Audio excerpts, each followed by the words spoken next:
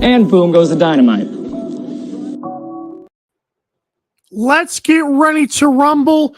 I am your host, Michael Karvelis, and it's time for Daily Dive, the only Monday through Friday live lacrosse talk show on ever, actually.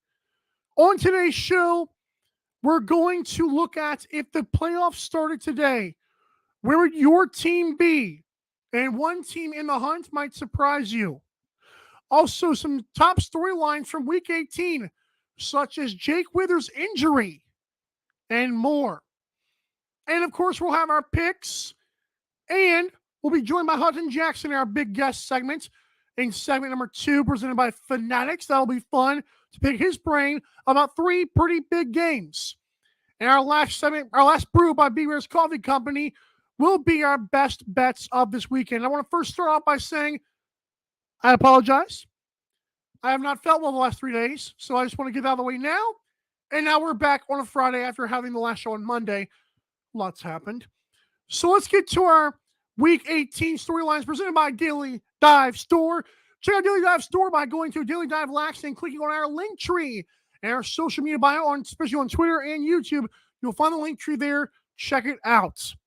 So let's get to this first.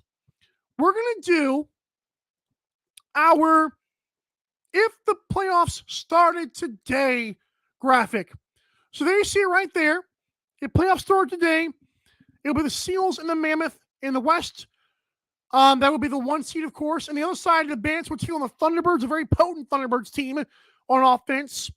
The Rock would play the Nighthawks in the other part of that conference. And, of course, the Roughnecks would play Panther City in their bracket.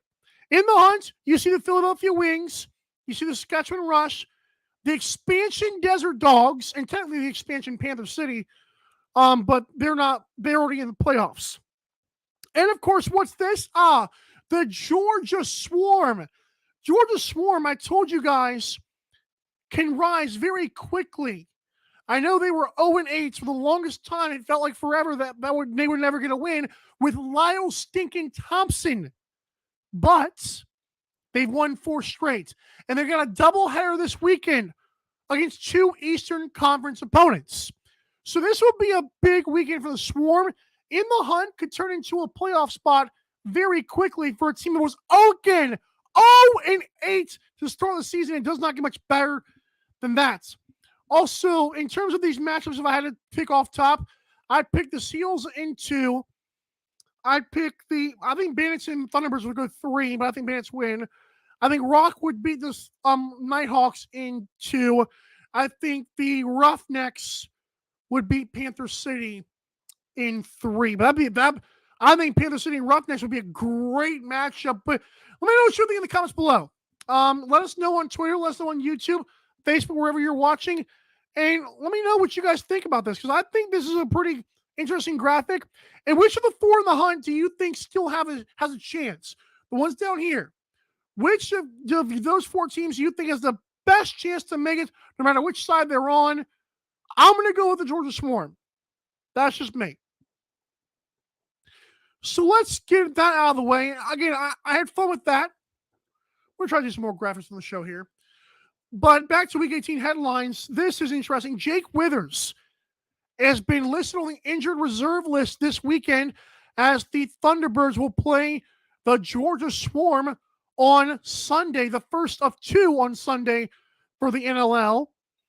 Also, a sad story here that we got in a press release from the NLL is a few weeks ago, tragedy struck the family of the Georgia Swarm goalkeeper Craig Wendy when his expecting daughter arrived 4 months early. Avery Tessa Wendy was born at 1 pound 3 ounces and sadly passed on March the 3rd. Carolyn, I think I'm going to say this, I'm going to butcher this name. Carolyn Apoyne, an 11-year-old who plays lacrosse locally in Kitchener, Ontario, took to social media saying she is dedicating her season to Avery Wendy. Local media have taken notice of Caroline's selfless, compassionate support of Avery. And also you can do hashtag goals for Avery. That's Avery. It's one of those saddening moments whenever you think to yourself that these guys have personal lives. And I'm not saying that, the NLL is exclusive to having a baby born that early or just any tragedy of that circumstance of that sort happening. But these guys are, of all the leagues, the least involved in their sport. They may love it with a passion. They may play it as hard as they can, work out as much as they can. But a lot of these guys have 9-to-5 jobs, okay? And I want to give a shout out to Craig Wendy. Shout out to Carolyn Apoyan, the 11-year-old who's taking and dedicating her season. I mean, how do you be 11 years old and thinking like that? I wasn't thinking like that at 11 years old, okay? That's commendable. But I thought that story really, I was like, oh my gosh, that was very touching to read. I wanted to give a shout out to Craig Wendy, of course, his family, and of course the 11-year-old who's doing great things as well. I think the Jake Withers injury, remember the Thunderbirds play the Swarm. Swarm got 2 games this week. That's tough. And we're just learning about this now, about Avery. Man, Thunderbirds with Jake Withers, interesting matchup, I'd say. Because these teams are both very good. And it was funny because we were talking about this weeks ago. We were talking about in week 4 or week 5 that the Swarm and the Thunderbirds would be playing in a very big Eastern Conference game. I was like, where? What year? It's really impressive stuff, though. If you were a Georgia Swarm fan, they claim there's 9,000 of those jokers. I don't know where they are. But I hope you guys have enjoyed the show so far. When I come back, we're going to talk to Hutton Jackson, our big guest presented by Fanatics. We're going to pick his brain on 3 very good lacrosse games. We'll be right back.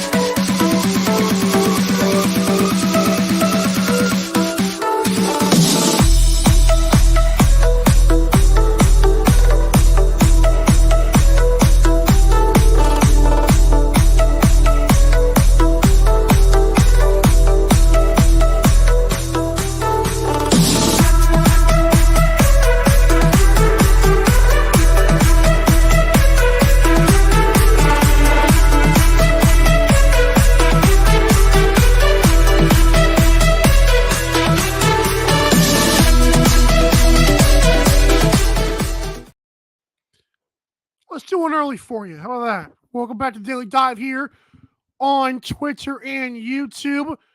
We're awaiting Hutton Jackson of Action Network, who's been an awesome guest on this show in the past. He will be providing betting insights, although there might be some technical difficulties going on right now. Alrighty, let's get to some of my best bets and my pick 'em for this week.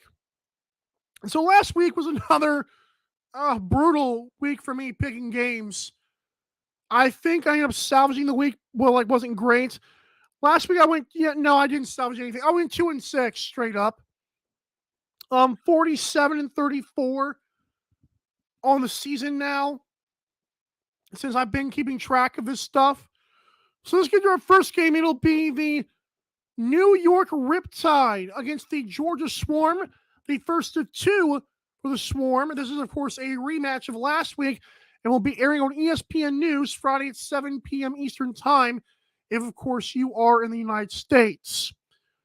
I'm rooting for Georgia. I think Georgia has more to lose at this point, and so we'll see what happens. I think Swarm win at 13-10. And I'm going to go with the under 25.5. I know that that's pretty low for a Lyle Thompson against Jeff T kind of game. But Georgia's been playing a little bit better defense. Now they've been getting consistent. That's my pick on that game. There are three great games to get to. And joining us next is Hutton Jackson. You do not want to miss that. We're talking some big-time matchups, including two conference showdowns. It's Daily Dive. We'll be right back.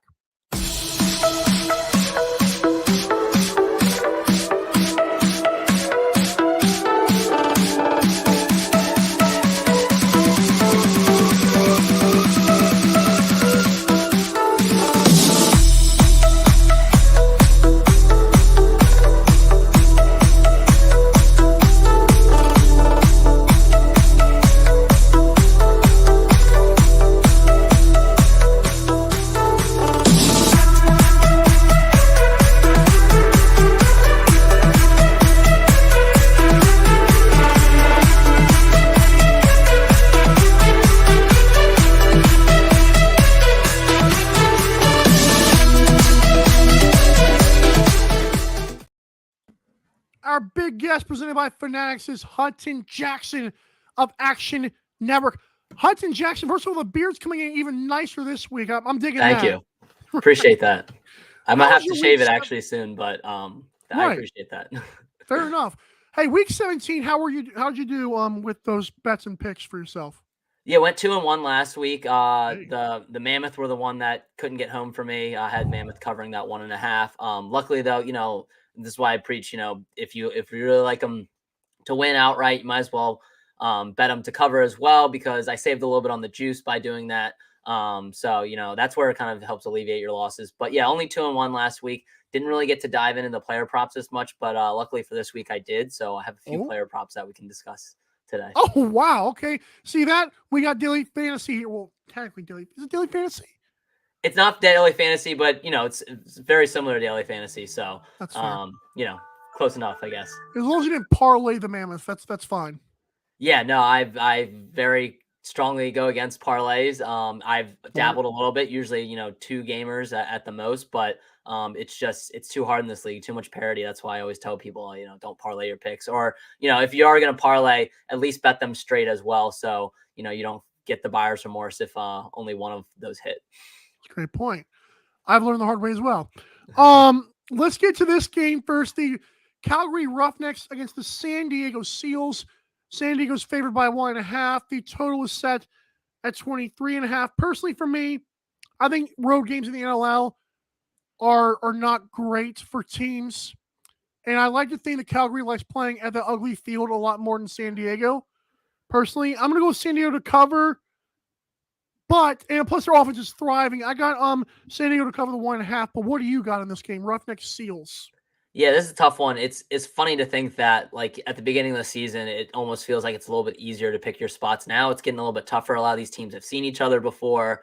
So this might be a common trend on today, but I'm not going to pick a side in this one. I'd probably lean the Roughnecks getting the points, but most places it's going to be heavily juiced. So at that point, you're like, you're laying a lot of juice to get that 1.5. True. But Yeah, at home or going to San Diego, I don't think it's as big of a environment as Calgary is, but yeah, I'm gonna go with just a lean there with the Roughnecks. The total wise, again, this is another thing where it's kind of like it can be up and down. We saw this total go really high when they first met, and then I think that second game it ended up falling, a little bit lower. So I think 23.5 is right in line. I'm not going to bet the total either. But probably my favorite bet is coming from this game. Ooh. And I don't know if it was a bad line initially. It might have been because they moved it, but Jesse King over 1.5 goals. They put it on FanDuel, and it was plus 144 when I took the screenshot. And I'm kicking myself for not looking at his true odds sooner and going back and betting that right away. Somehow it didn't stick out when I first saw it. I went back. It's now plus 108. I still love it though. He's hit this almost 70, more than 70% during the season.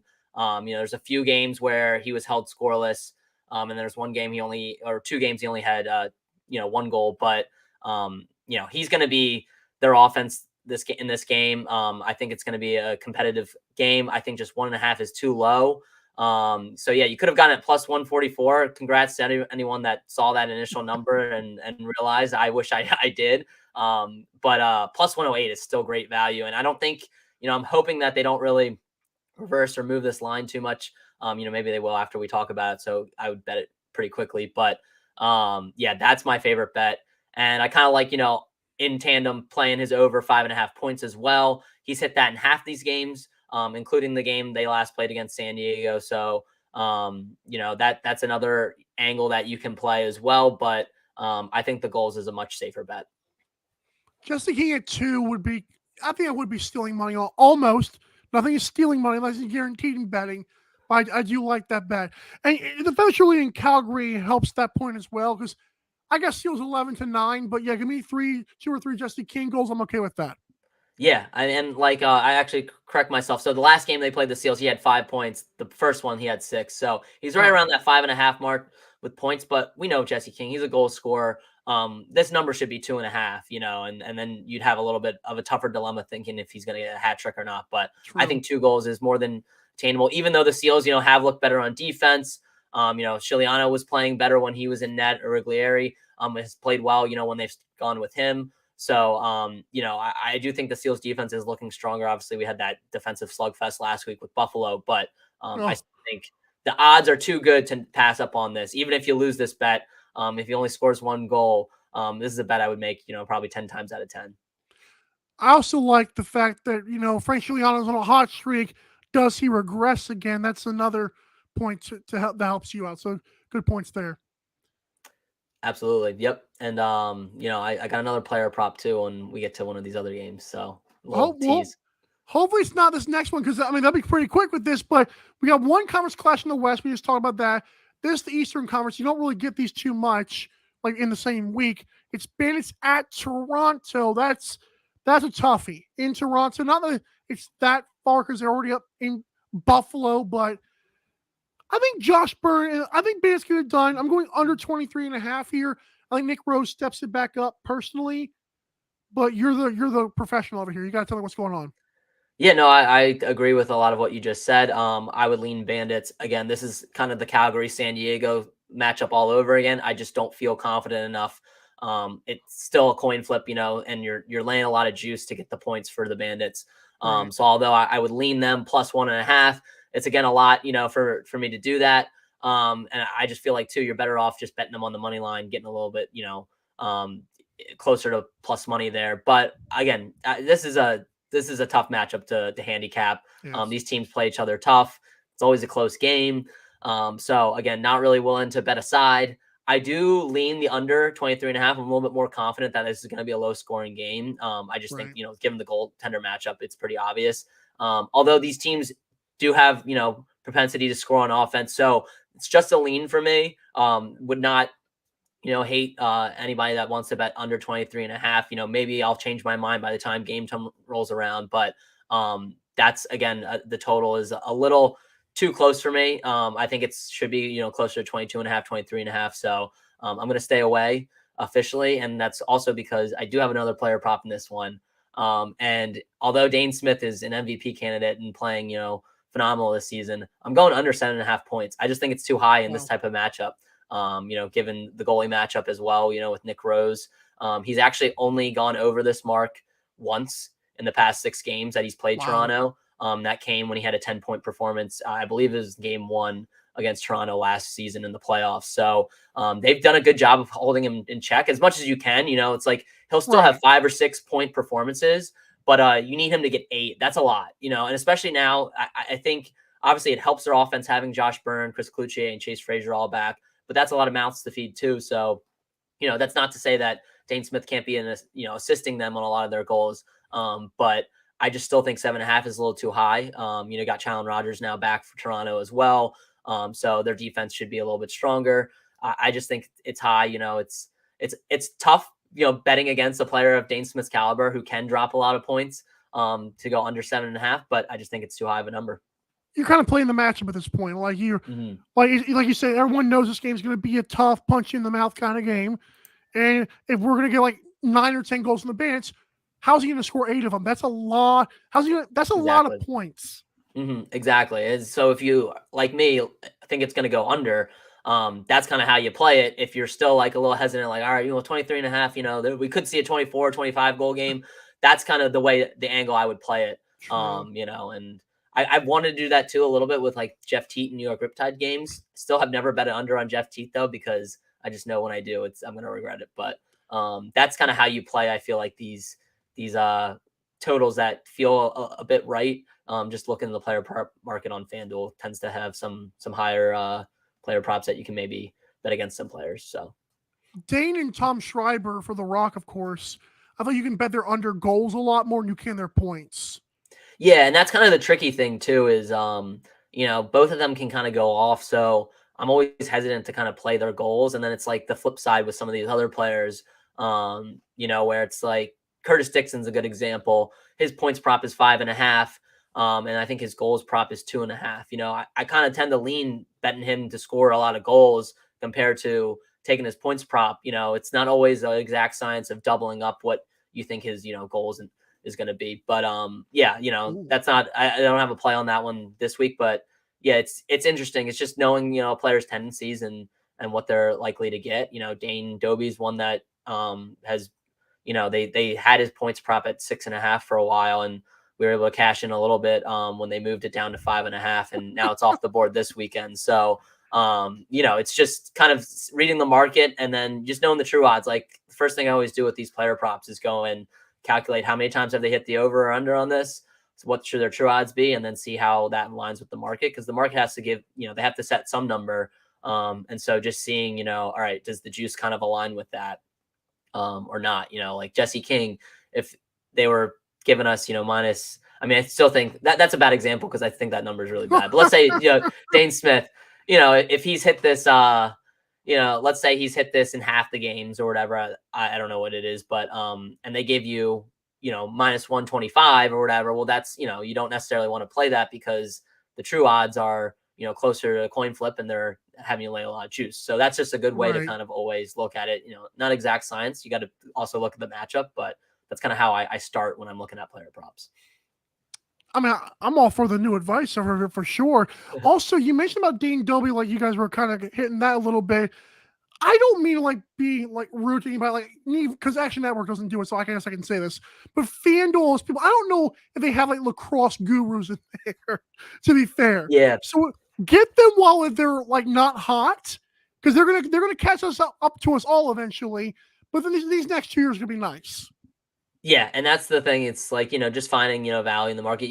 I'm assuming a lot of the times these books are just, again, looking at the true odds of these players, setting that number, and then adjusting the juice just slightly, to be more enticing. People want to play overs, so they're going to maybe, have it, you lay a little bit more juice there than the implied odds. So just kind of knowing like that the sports books, when they set a number, like what their tendency is, they know what bettors' tendencies are. That's why you can kind of get more value sometimes betting unders, but also, then the next week though, they might flash a number that seems a little, hot, it seems like a good number, like, oh, plus 125 for them to go over their points prop, but then they raise the points prop by a point. That's where you got to watch out for those traps too. But Yeah, that's where I just think calculating the true odds is how you know if you're getting value or not. And it's not an exact science. It's matchup dependent still, like I said, but that's kind of the best way to kind of start from there. So those are my two favorite of the week that I've bet already. It might have a few more. There's not many on the market this currently right now, but the Dane Smith under and Jesse King over goals those are the two I like. I like them. I like both those actually. More so Dane because it's easier, but the Jesse King we can get the two there. Absolutely. Nighthawks Wings, Big East Conference matchup. If the Wings, I think it's the Wings. If the Wings mess around and lose this game, let's say the Swarm sweep the weekend, Wings got a lot of heat on their tails coming up. I like to think Wings get a win. I'm going actually plus 140. I have like a gigantic chest right now saying that one. I just think it's in Philadelphia. Rochester's a very ugly 9-5, if that makes sense. So I'm gonna go with the Wings to win.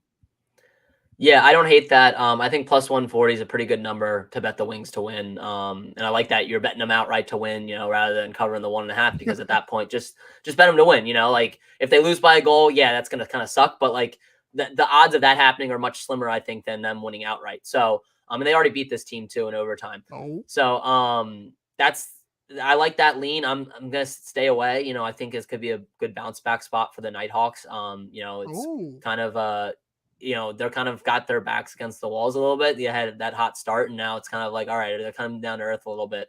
But I'm actually looking towards the total. I think it's going to be kind of a playoff environment. The Wings need this win to stay, in pace in the playoff chase. Nighthawks should make the playoffs, if all goes according to plan. But, losing a game last week is not good. They've kind of been on a tailspin. I think they've lost 3 of their last 4. So they definitely need a win. So I think it's going to be a playoff-like environment in Philadelphia on Sunday, at least from a player standpoint. And I like it to go under 24.5.